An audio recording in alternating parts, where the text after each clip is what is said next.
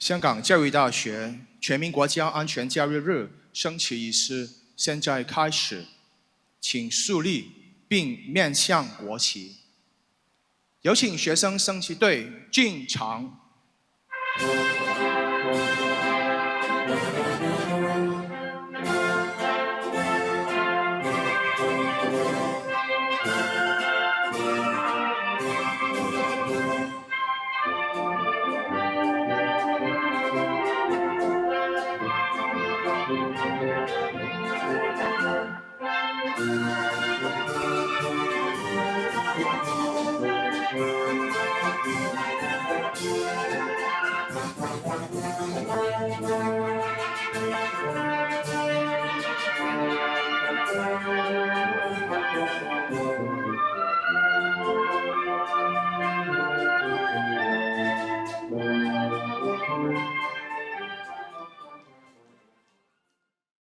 升中华人民共和国国旗，升香港特别行政区区旗，升香港教育大学旗帜，奏唱中华人民共和国国歌。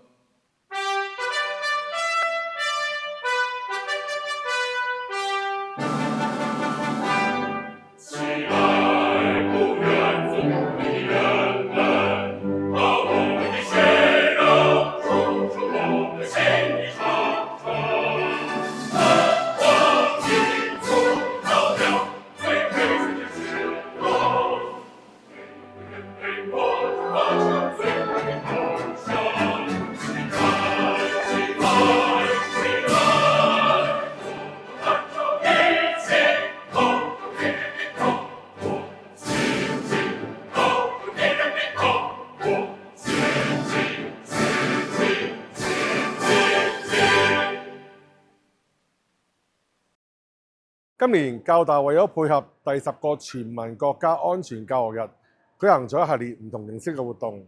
今日藉住莊嚴嘅升旗活動，營造咗維護國家安全嘅濃厚氣氛。每一位年輕人都係未來嘅希望，我哋會繼續培育佢哋有關國家安全嘅教育，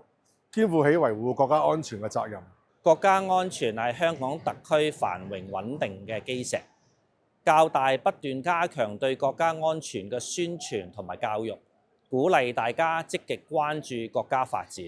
正確理解國家法規，遵守基本法，並喺日常生活裏邊踐行國家安全意識。未來我哋將繼續深化同香港特區同埋唔同地區組織嘅合作，